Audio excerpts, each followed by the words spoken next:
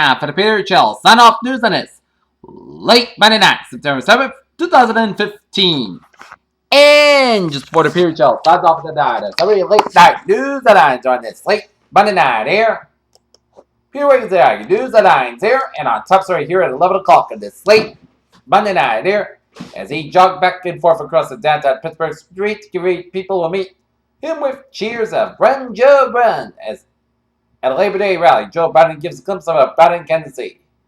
Italy's top criminal court said Monday that it threw out the murder convictions of American student Knox and her former Italian boyfriend earlier this year because of flared earth and hit him in his head first. Scapegoat to satisfy the public. London, Prime Minister David Cameron revealed Monday that British forces had used a drone strike over Syria to kill 3 Islamic State fighters in August, including 2 Britons. In Vatican City on a sunny morning early this year, a camera crew entered a well-appointed apartment just outside the 9th century gates of Vatican City as conservative dissenters burned inside the Vatican. Cedar Rapids, Iowa. Hillary Clinton made focused on Republicans during a 2-day swing at Iowa and told voters on Labor Day one of the biggest jobs as president would defend and protect their right to organize collectively. In Boston, Carolina unions on Labor Day. President Barack Obama denounced Republicans for a constant attack on working Americans and said he was using his executive power to force federal contractors to give paid sick leave today. Hundreds of people have broken inside a police line in their Asylum Seeker Center and marched against oncoming traffic on a highway headed for Budapest. French President François Hollande says France will begin reconnaissance missions over Syria and could launch airstrikes against Islamic State militants in the country. In Seoul, North and South Korea agreed on Tuesday to hold a further round of reunions of family members separated during the 1950-1953 Korean War next month. The South said the police officer photographed little 3-year-old Alan Kurdi's drowned body from a Turkish beach, prayed to God that he would find the child alive. He told Turkey's Dogan news agency on Sunday, as he felt sick at heart. Cam Davis, a Kentucky clerk who refused to issue same-sex marriage licenses on Monday, asked the Kentucky governor to immediately free her from jail, according to the court documents obtained by CNN.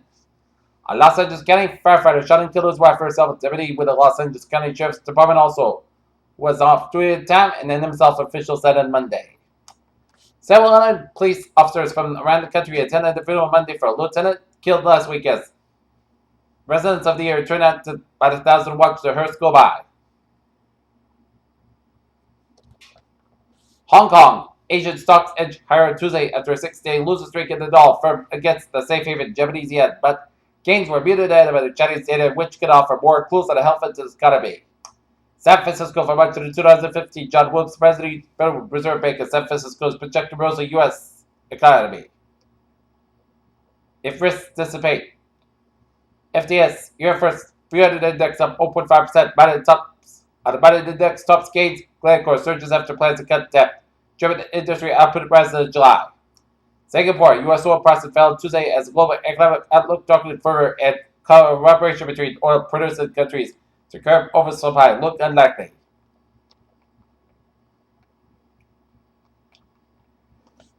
A team of Caltech astronomers searching for the oldest objects in the cosmos report that they have spotted the most distant galaxy ever found. Construction workers currently working at a Gore Creek development site in Carlsbad, California, have recently discovered a deported deposit of crucial Ice Age mammoth and prehistoric massive fossils during the excavation period. Stonehenge, the world-renowned circle of stone columns in southern England, may have had a bigger, older brother, as University of Bradford researchers announced Monday that they had discovered a monument of about 100 stones covering. In Bangkok, video clips and photographs capture mysterious fireballs streaking through earth above Thailand, quickly landing up social media. Teens are increasingly turning to electronic cigarettes not to get to tobacco fix, but they instead inhale upon it. New study published in the Medical Journal Pediatrics that found that teens have devised ways to turn e-cigarettes into the devices for hashish. Boston, could vitamin C be just as good as moderate exercise for your heart? Researchers in Colorado looked at 35 sedentary, obese, or overweight adults and compared the effect of vitamin C and exercise and a protein that causes small blood. The world is running out of one of the most effective snakebite treatments, but in tens of thousands of sport experts. And in the realm of avian research, the chicks with a glow in their beaks and feet might one day walk through poultry. But British scientists say that they have genetically modified chickens in a bid to block bird flu, and the early experiment showed promise.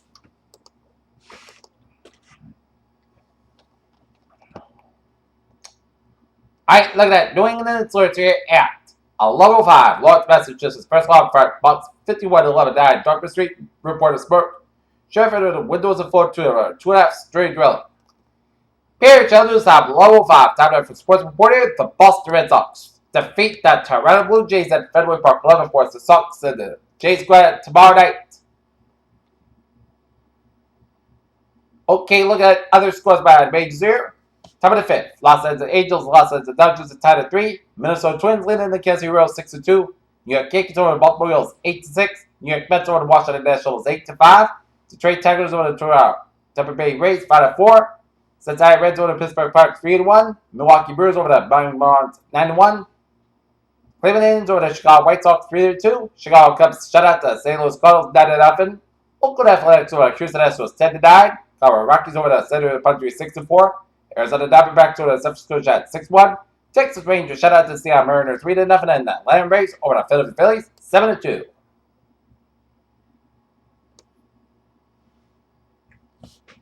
In North Massachusetts, Ricky Fowler stood on the TPC Boston's AT&T with one stroke lead on this picture-perfect Labor Day afternoon in heart of New England with a slight breeze at his back, whistle in front of the tall trees as Fowler comes through in the clutch of a Deutsche Bank championship victory. Blacksburg, Virginia, Virginia Tech quarterback Michael Brew was knocked out of Monday night's game against number 1 Ohio State in the third quarter with an injured left shoulder as we take a look at the Ohio State, Virginia Tech game.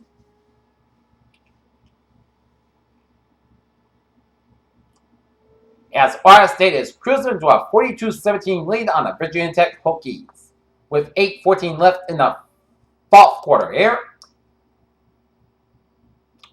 What on earth is wrong with Matt Scherzer? He wishes he could tell you, but he sounds like wishes he could tell himself. Look at this, as no one is more impressed by Max Scherzer claps than himself. The first round of this year's U.S. Open tennis tournament witnessed a record 12 withdrawals. Break 9 in speculation that hard courts are more punishing on tennis players than playing grass surfaces as leading sports business claim that Wimbledon without grass. It's a privilege to play in the lights at RFS Stadium in Fletcher Meadows, New York. Capping Monday action at the 2015 U.S. Open will be 2 of the top players in the men's and women's singles round, finding off long shot challenges here. 2015 U.S. Open is in full swing in Queens, New York, as there are numerous storylines surrounding the event as Serena Williams, who has been taking everyone else's lunch money on the tennis course all year, is taking her 4th consecutive U.S. title of the U.S. Open.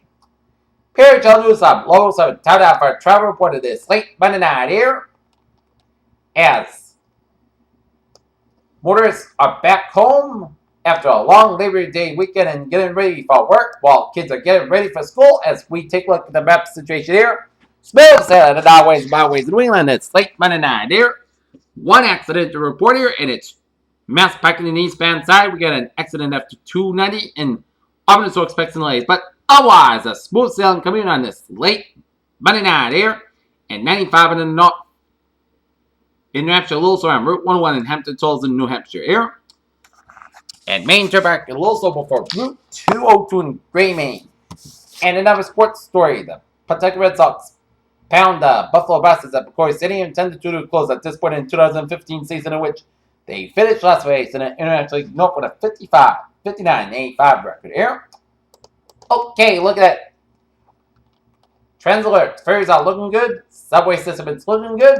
And the Gray Rail. Freeman West Line plays by, but heat restrictions in effect as all trains may be operating 15 to 40 minutes late. Greater Childhood side, 11:09 and it's late.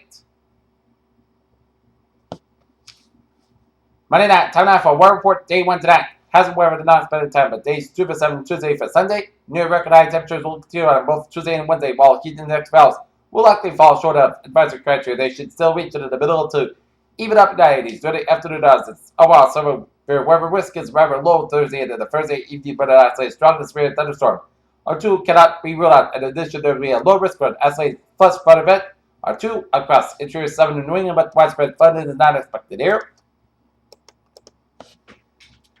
And we're going to take a look at tomorrow's school bus forecast for Norton vicinity here. 7 a.m. expecting sunny skies about 66 degrees, and 2 p.m. sunny and hot, high about 93 degrees. So if your kids are going to school, make sure you got plenty of water in their backpacks because it is going to be a hot one in store here.